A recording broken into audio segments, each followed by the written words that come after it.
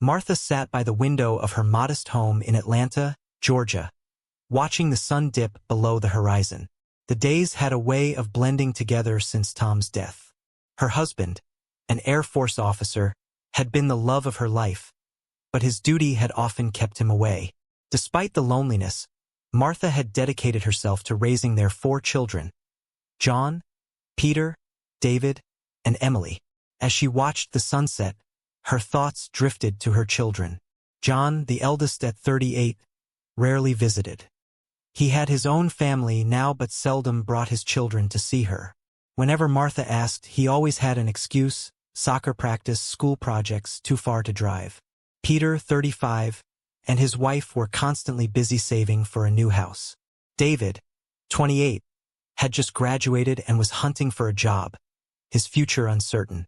Emily, the youngest at 24, was studying abroad on a scholarship and was often out of reach, though she sent what little money she could spare. Martha's modest pension and the financial support she received as Tom's widow should have been enough for a comfortable life. However, her sons, ungrateful and selfish, took most of her money, leaving her with only the bare essentials: cheese, pasta, milk, butter, fruits, and vegetables. She never complained, thinking she needed little for herself. Her children were her world, even if they didn't see it that way.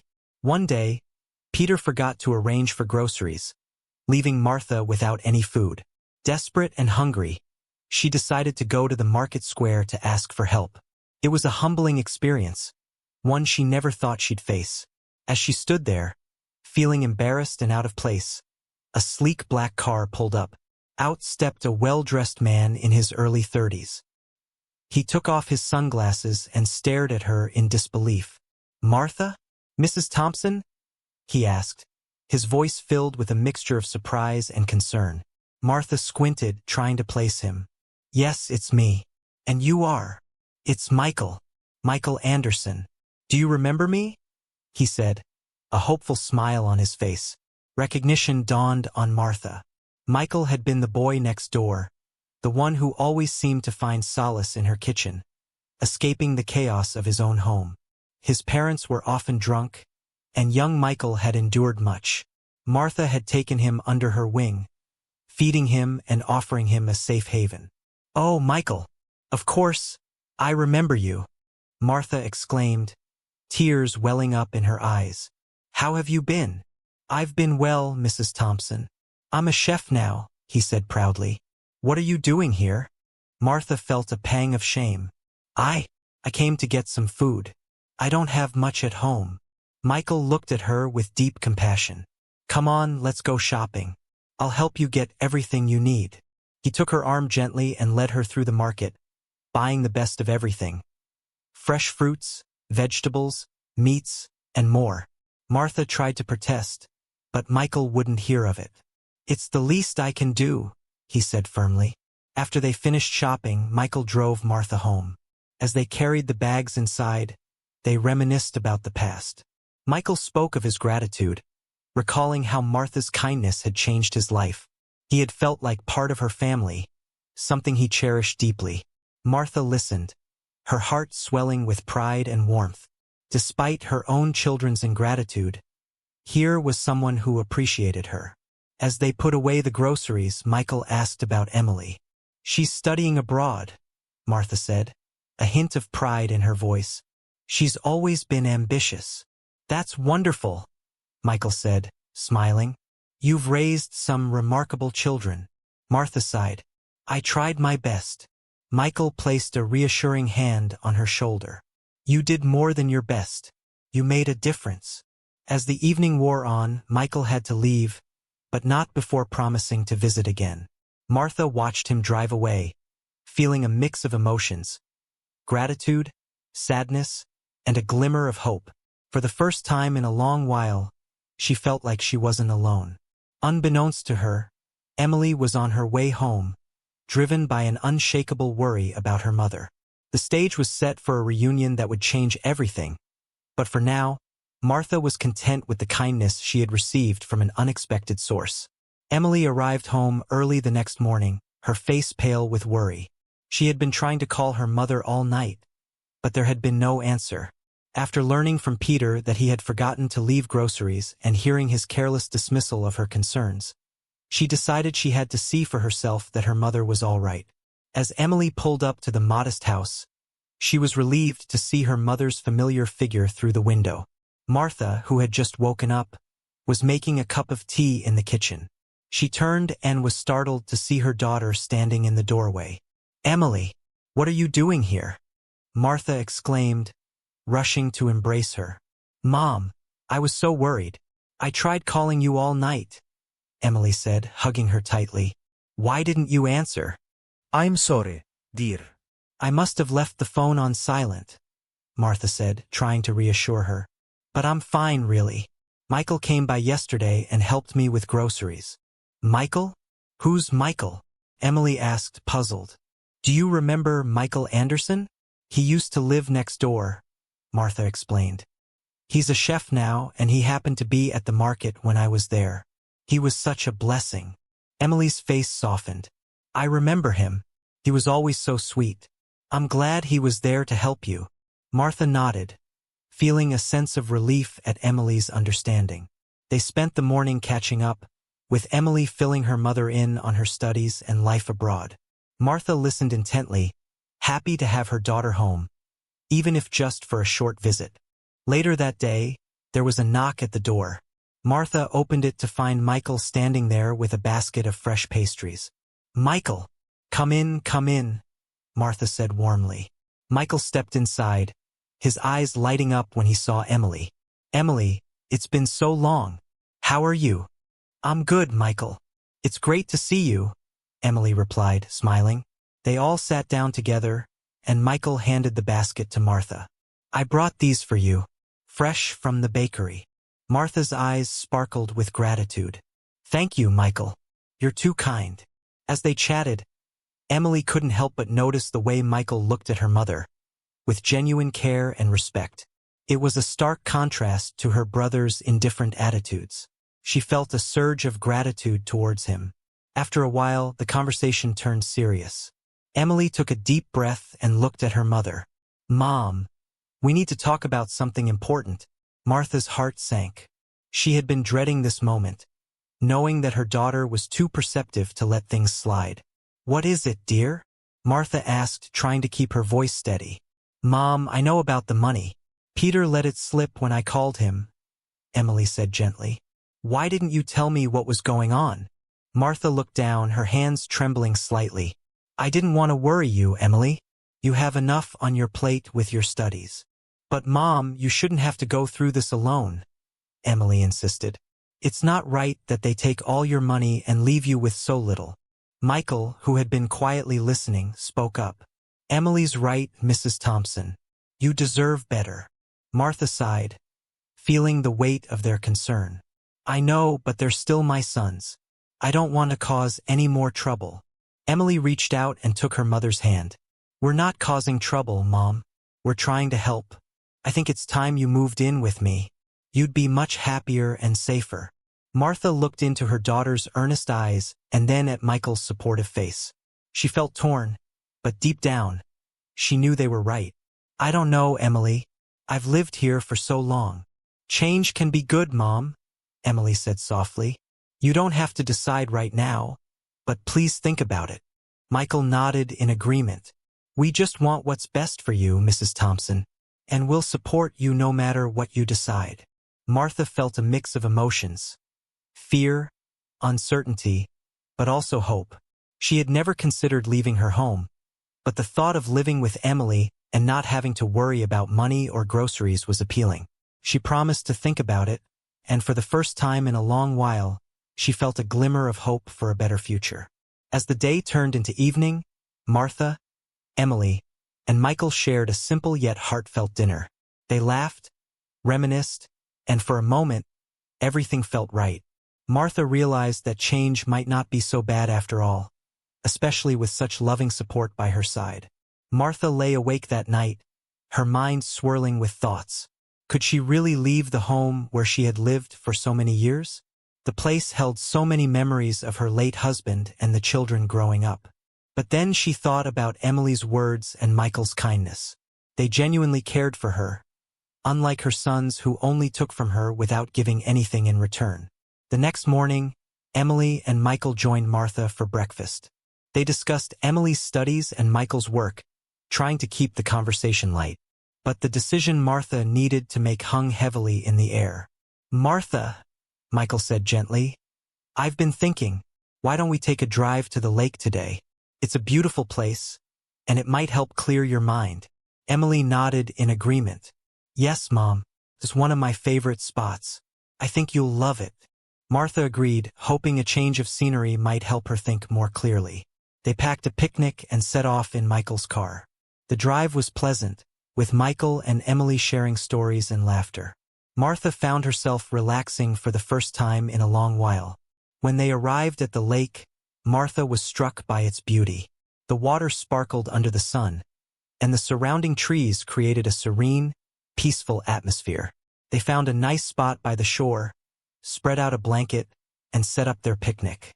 As they enjoyed their meal, Martha looked around, feeling a sense of tranquility she hadn't felt in years. She realized that moving might not mean losing her past, but rather starting a new chapter with those who truly cared for her. "Mom, what do you think?" Emily asked, watching her mother's face closely. Martha smiled softly. "It's beautiful here. I can see why you love it so much."